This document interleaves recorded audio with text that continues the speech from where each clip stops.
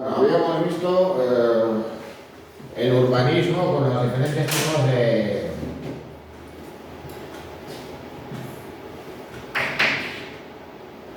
de viviendas que existían en época romana. Luego, ¿cómo construían? Bueno, pues empleaban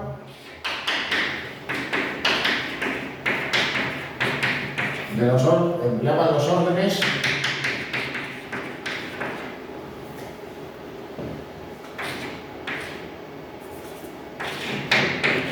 jónico, corintio,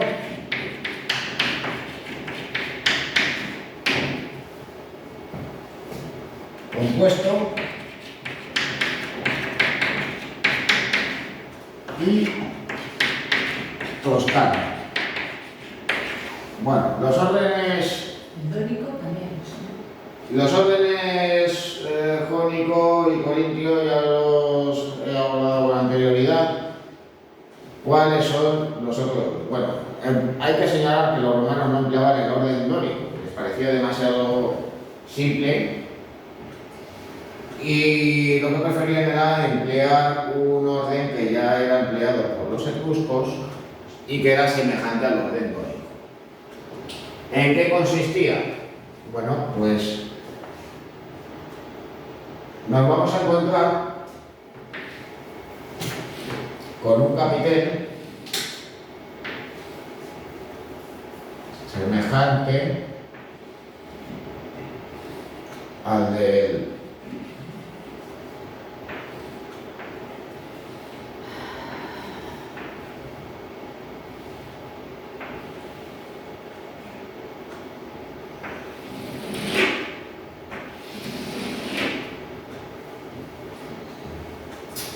orden jónico, pero aún así digamos que hay que aclarar algunas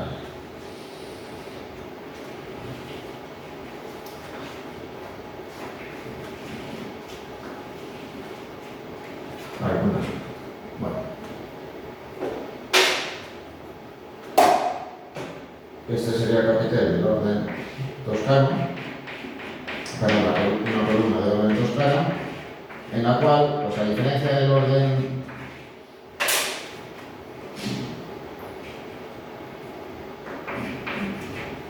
dórico, pues sí que se emplea una basa ática.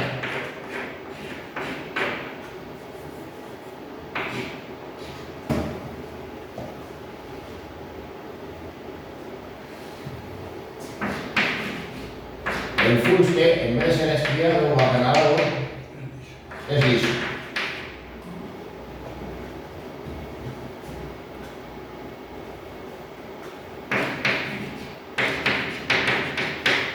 Cuenta con un capitel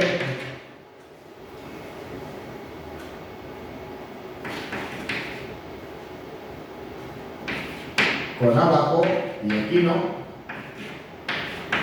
aunque el equino del capitel toscano, en vez de ser prismático, está curvado.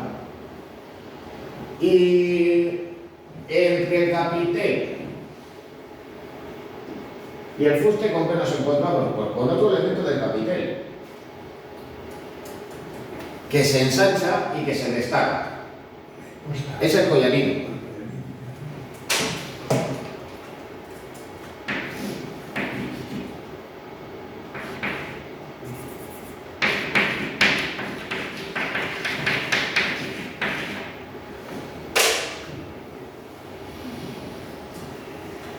Bueno, aunque el capitel corintio en realidad también tiene volutas, estas tienen un tamaño reducido y la decoración vegetal a base de hojas de acanto, digamos, que hace que pase desapercibido.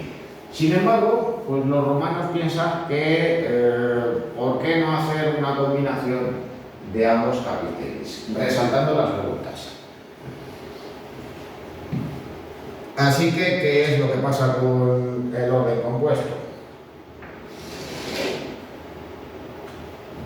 Pues lo siguiente.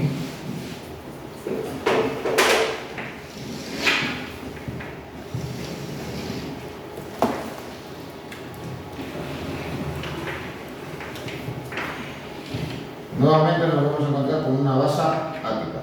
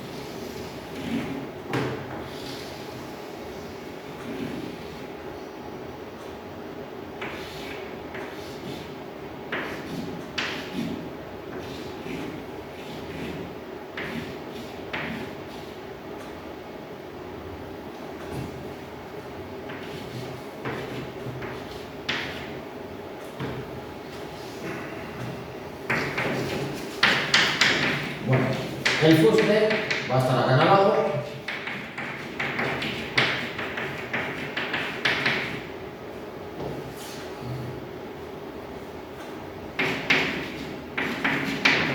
Y el capitel va a tener volutas y hojas de arena.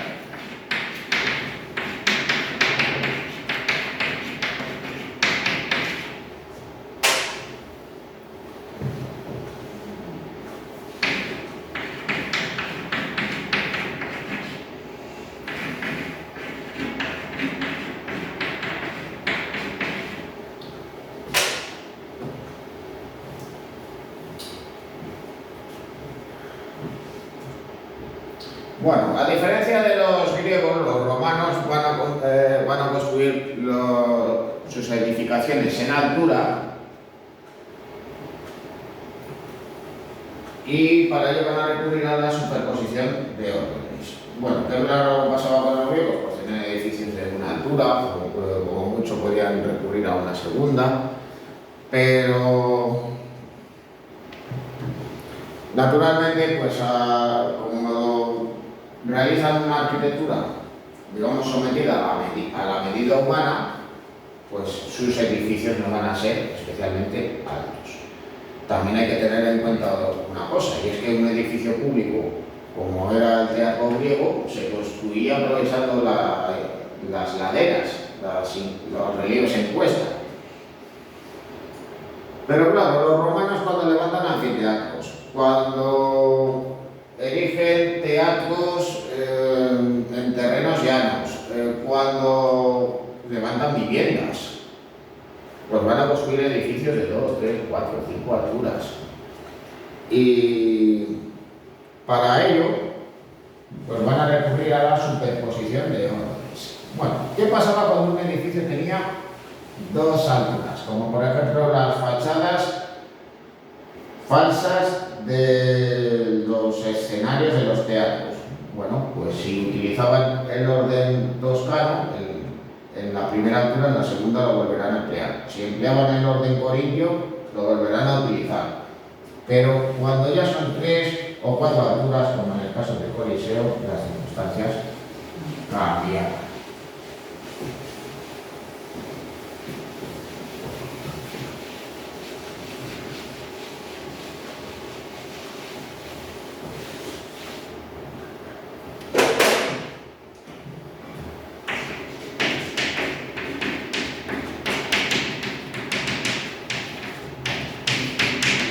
Bueno, así que cuestión de altura, los romanos recurrían a la superposición de órdenes.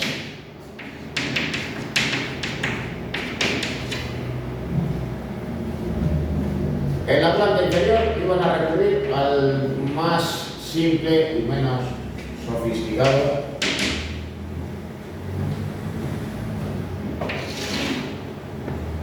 de los órdenes que empleaban.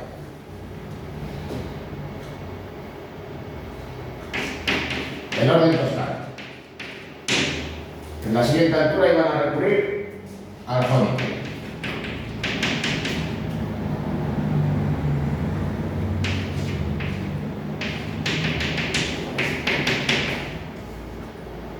Y por encima, ya en la altura superior o superiores, el orden corintio o el orden compuesto. ¿Qué pasaba si un edificio como la fachada del Coliseo tenía 4 alturas? Pues iban a recurrir nuevamente al corintio o al compuesto. ¿Qué es lo que pasa aquí? Orden toscano, orden cónico, orden corintio. En la 4ª altura de la fachada que está sin terminar, la del Coliseo, emplea pilastras de orden corintio.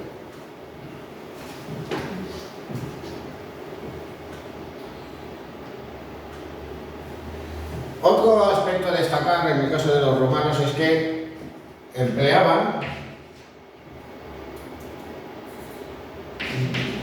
los elementos constructivos como elementos decorativos.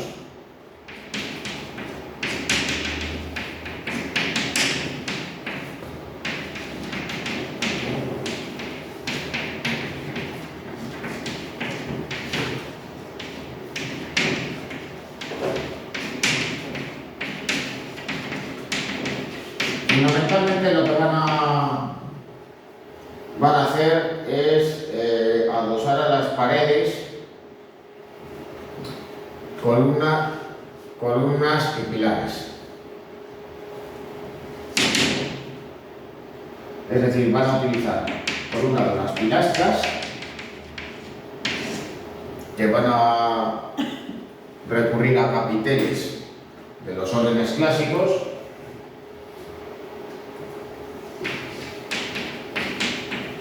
y también van a adosar columnas.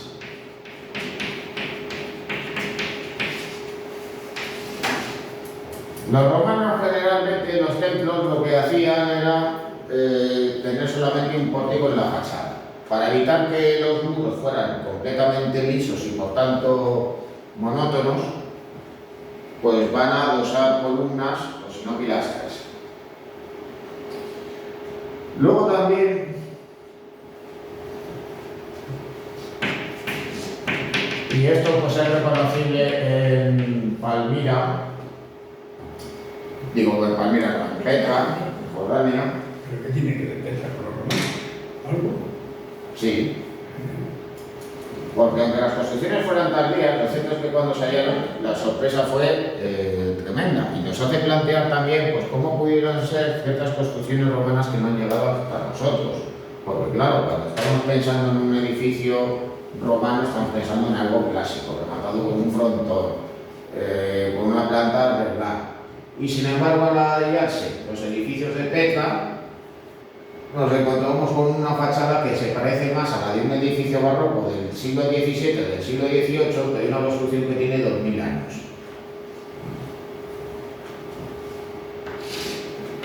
Llegaron lejos los romanos.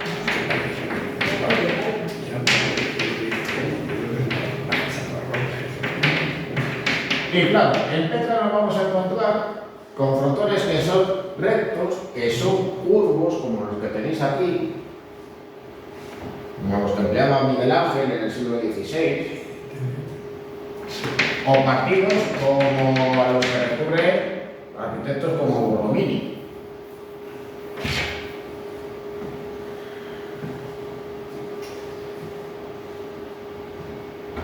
Incluso aparece de esta forma que nos puede recordar a un templete.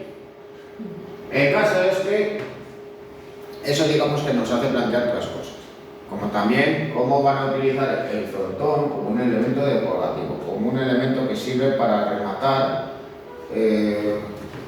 los vanos o aquellas falsas aperturas que se hacen, para cubrir por tanto estos vanos ciegos que nos encontramos aquí.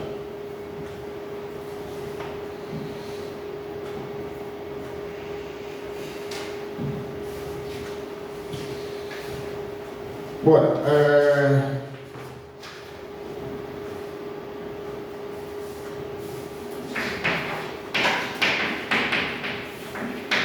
desde luego que los romanos van a utilizar estructuras aplicadas. Cubrían sus edificios con armaduras de madera, las cuales pues no nos han llegado hasta nosotros.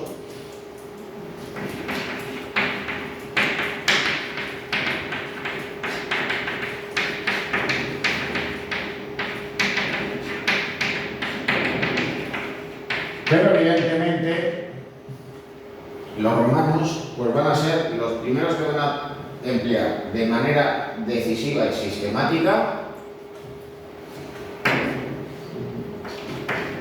el arco de medio punto. No hay mejor ejemplo que cualquiera de los acueductos que se han conservado en la actualidad, como el del Diablo que tenéis ahí a la izquierda, para hacernos una idea.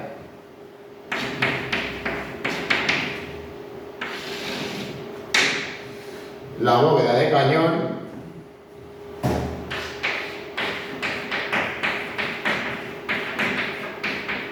a la cual recurre en obras de ingeniería, pero también en construcciones tales como la Basílica de Magencio.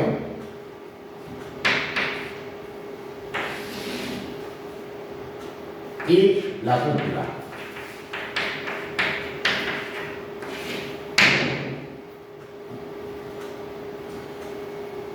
El ejemplo por excelencia va a ser la cúpula del Panteón de Agripa, aunque evidentemente hay otros.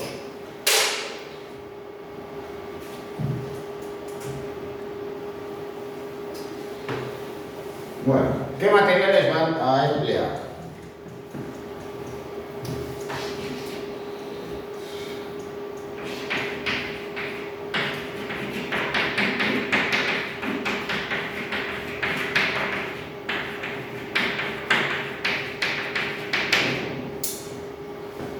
Bueno, pues van a emplear la piedra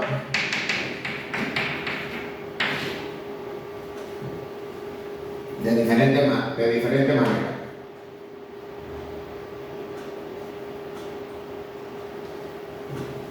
De sillería, de sillarejo, de mampostería. También van a emplear el ladrillo.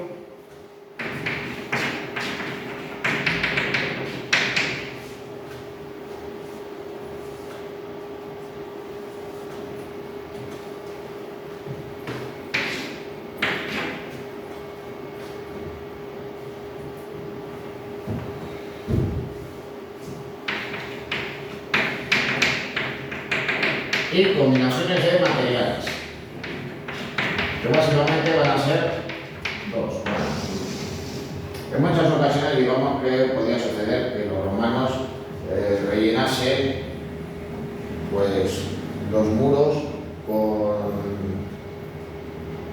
con piedra de aparejo irregular, con simple mampostería, para evitar digamos huecos, pues van a rellenar con guijarros, con tierra, etc. Eso lo habéis visto pues, en el vídeo acerca de las murallas de Tarragona. Pero luego, por otro lado, podían recurrir al tapial,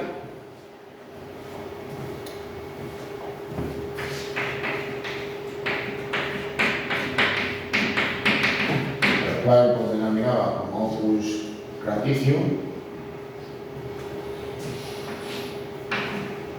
o el más conocido, que era el equivalente, digamos, del hormigón, más que del cemento, el opus caementicium.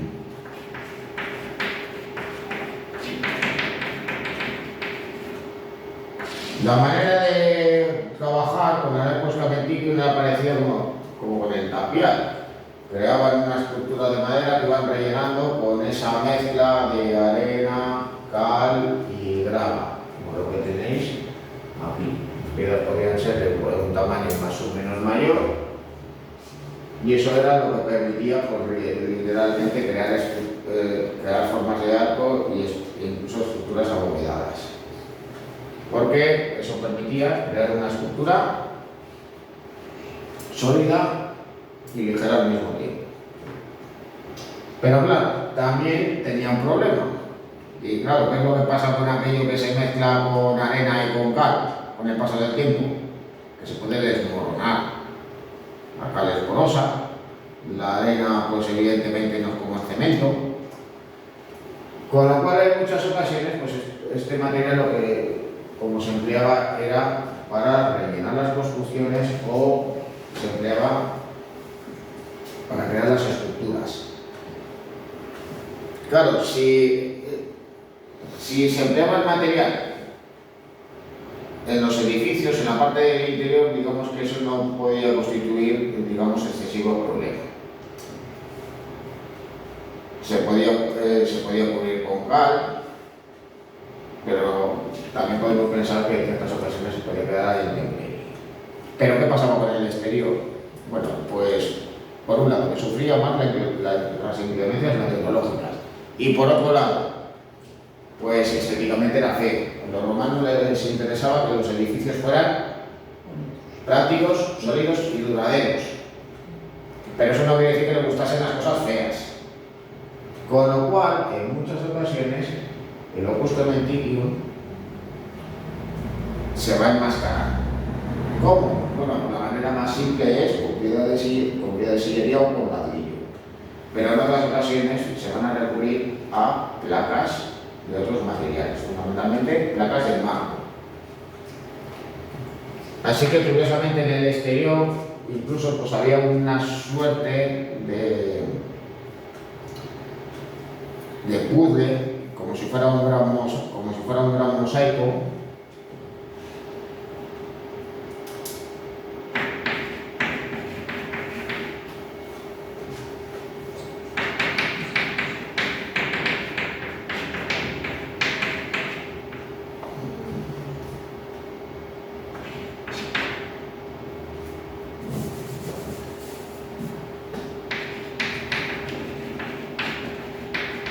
Y cuando se daba esta circunstancia, ¿cómo se le llamaba?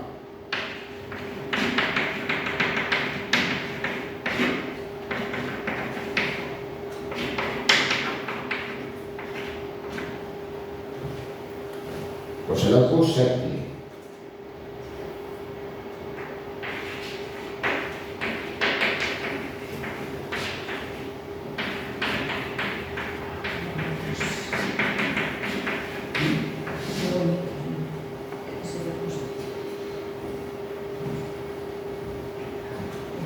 Bueno, claro, también lo podéis imaginar, imaginaros todos esos edificios revestidos de mármol o a veces de planchas de bronce o de otros metales, decorados en el exterior con columnas adosadas, con inscripciones. ¿Qué es lo que pasó? Pues evidentemente, pues, muchas veces pues, todos esos materiales fueron despojados con el paso del tiempo.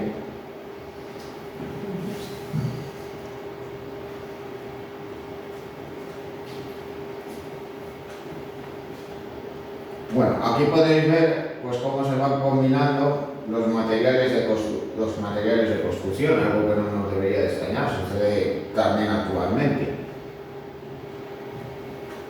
Vemos en los restos de las antiguas termas de Pájaro cómo se combina el ladrillo con el Opus Caementicium. También por una cuestión muy simple, si eran unas termas, pues estaban sometidas a la humedad y al calor del interior, con lo cual había que revestirla para evitar esos problemas. Había que utilizar, pues, por tanto, es un material refractario que evitase pues, problemas a la estructura del edificio.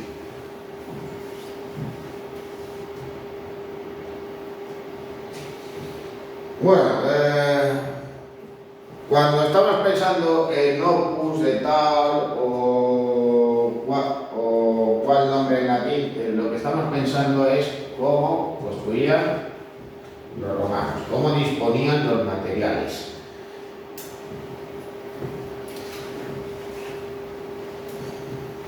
Y claro, pues aunque este es casi el único ejemplo que nos ha llevado,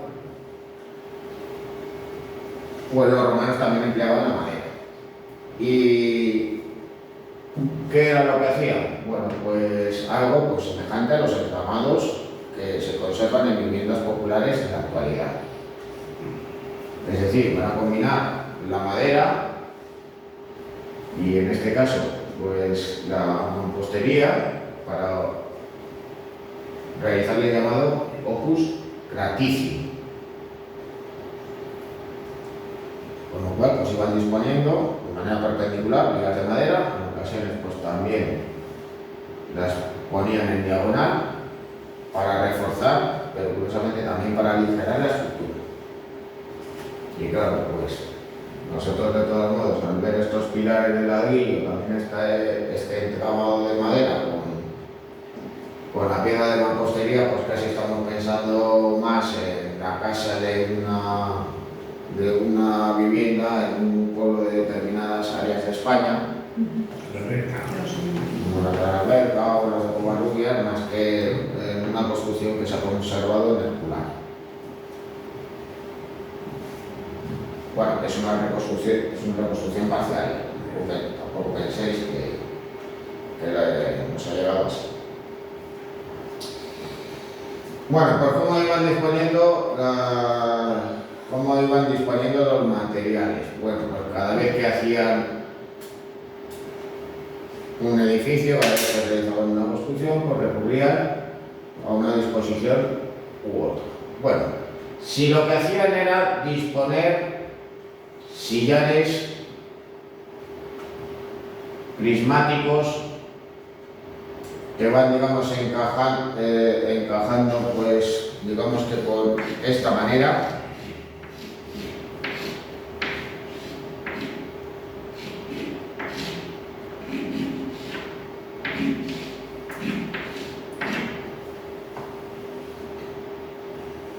A eso lo llamaba opus quadratum.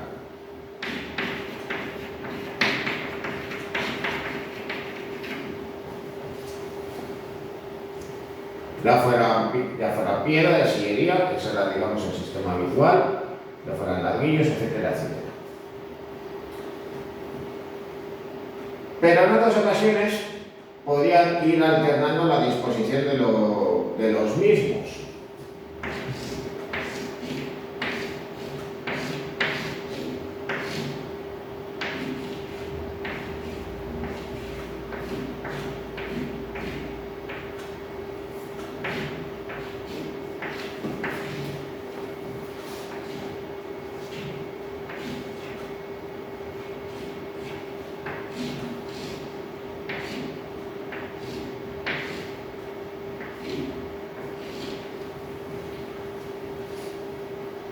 Es decir, que unos los van disponiendo de manera transversal a los otros. Es el opus alternis.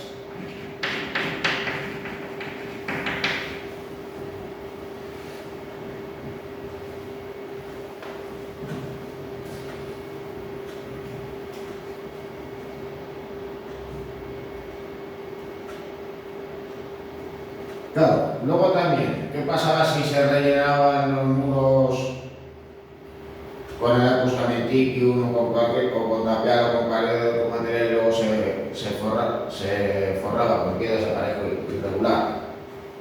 Pues en ese caso nos encontramos con el opus incertum. El opus incertum, pues digamos que,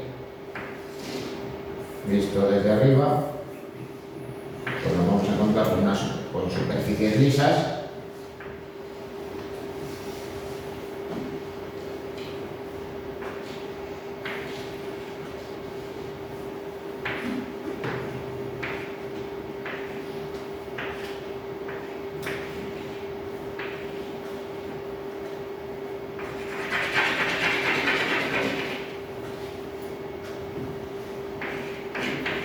Aunque eso sí, lo veis así en el muro, eso sería inexacto, porque las esquinas se reforzarían con piedra de sillería. Y como habéis visto también en el vídeo, pues cada ciertos metros pues iban incluyendo hileras de piedra para reforzar la estructura.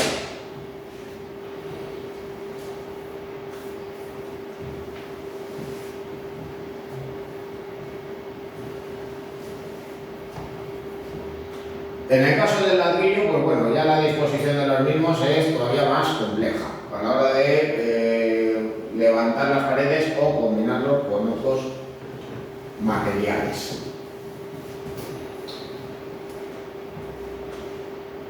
Bueno, si en vez de utilizar la piedra de sillería o de mampostería para levantar un muro que se va a rellenar con el tapel opus cementitium, pues en tal caso nos vamos a encontrar con el opus latericium. Pero los ladrillos no tenían por qué tener una forma prismática, podían tener una forma piramidal, como si fuera una suerte de cuña que se va clavando en el opus carmenticium. A eso se le llama opus testacium.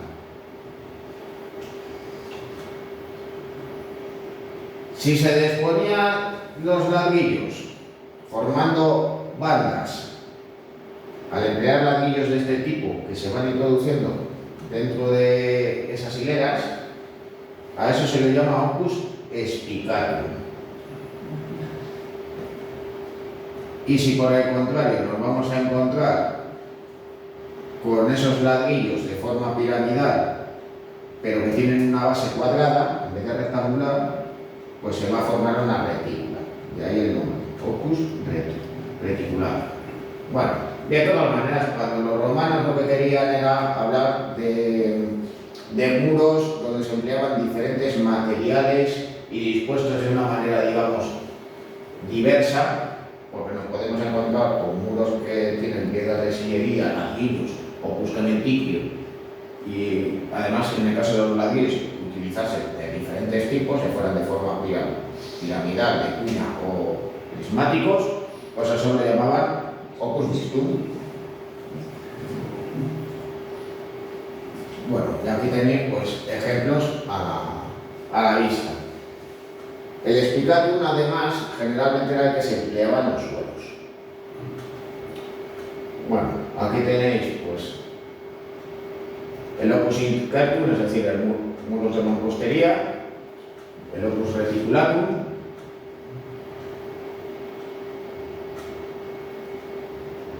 el opus latericium, es decir, la disposición prismática de los ladrillos, y un opus mixto, con esta retícula de ladrillos combinado con estas que están dispuestas, digamos, de manera regular.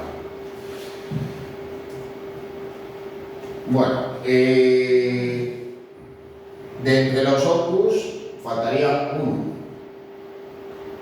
que no sé si a lo mejor caéis en la cuenta cuál es.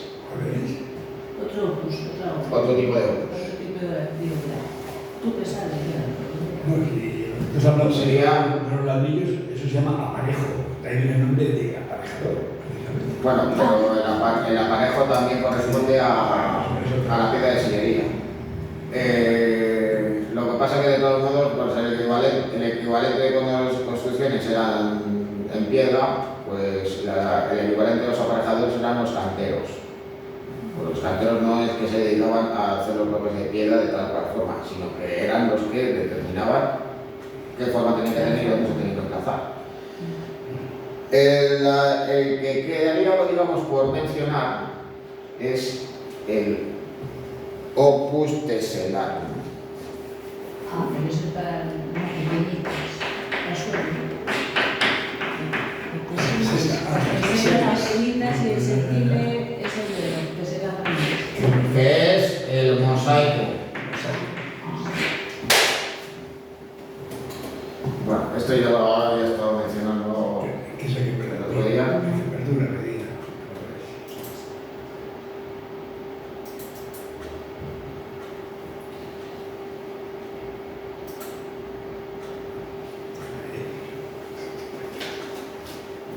No llegas a comer. No, estos ya se han tomado café. Ya ni me esperan. ¿Dónde vas a comer? En casa, pero oh, estos días así que salimos a las 2 y eso, pues me han esperado, así que me cojo un robote. Digo, tanto reino. ¿Qué tienen dentro? Bueno, pues acerca de los romanos, en la presentación que os iba a enviar, digamos que era más simple, pero acordamos esta, porque, claro, las tipologías a las que recurren los romanos eran mucho más amplias que las de los griegos. Aunque daros cuenta de que las civilizaciones de la antigüedad pues habían partido en muchas ocasiones de las propias viviendas para idear sus edificios, los palacios y los templos fundamentalmente. Claro, con el proceso de urbanización, pues las ciudades ya se van diseñando, pero también van apareciendo nuevas necesidades. A más habitantes, pues más problemas, al mismo tiempo que también había que buscar cómo comunicarlas entre sí. Porque claro, ¿qué pasaba con las poligriegas? ¿Cómo se relacionaban entre ellas? Pues por medio del comercio o por medio de la guerra. Sin embargo, los romanos, aparte de guerrear contra sus enemigos o vivir guerras civiles y practicar el comercio, también tenían que ejercer la administración del territorio. Y para ello también se van a valer de obras públicas. En primer lugar, aparte de los puertos con los que contaban, y muy especialmente en el Mediterráneo, que era pues, literalmente su mar, y a cabo lo llamaban el Mare Nostrum, también diseñaron una red de carreteras.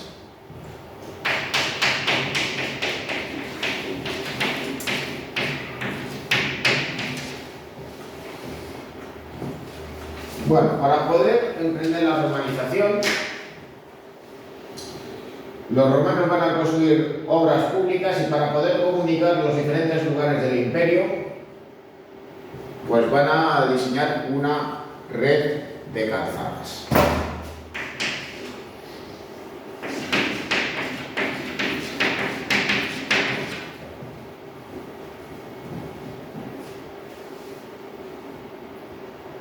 Bueno, ¿cómo diseñaban estas calzadas? Aunque de todas maneras, pues dependiendo del lugar, de la disponibilidad también de materiales, de los recursos técnicos empleados, pues estas podían variar, pero aún así, pues básicamente en qué consistían. Bueno, pues cuando la realizaban, como si fuera un edificio, pues iban cimentándola empleando materiales de mayor a menor tamaño.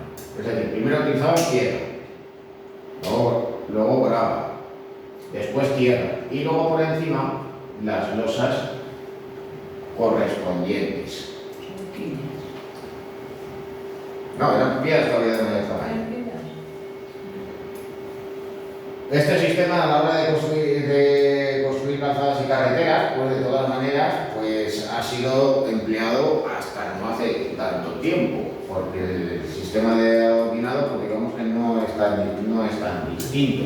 Por si fuera poco, además los romanos planteaban la construcción de aceras, también de cunetas para desahogar e incluso aliviaderos pues para evitar, digamos, la acumulación de aguas. O sea, literalmente, diseñaban también arquetas. Naturalmente, también emplazaban los llamados miliarios para indicar las correspondientes distancias, especialmente por poco, es decir, cuántas millas de esa calzada, bueno, qué milla de esa calzada se encontraba en ese momento, y la distancia, digamos, a determinado lugar.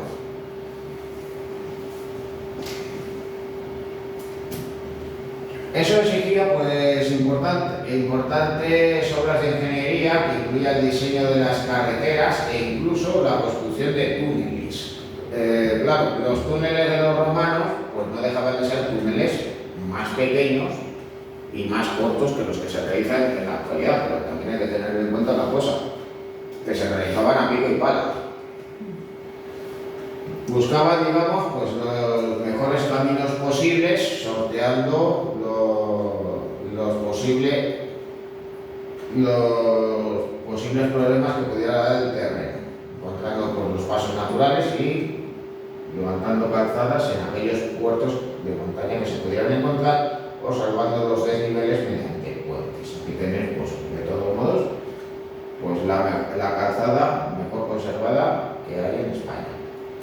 La calzada del puerto del Pico de Ávila, que desde nuestro punto de vista pues sería una calzada secundaria, dentro de las vías de comunicación romanas. Aun así, de todas maneras, hay que tener en cuenta que el trazado de las carreteras de los romanos en España se asemeja en parte al trazado de algunas carreteras que existen en la actualidad. La Nacional 7, la carretera del Mediterráneo, por un lado, y la vía de la carretera de la Plata por otro, que además pues, pasa por localidades de tiempos de los romanos.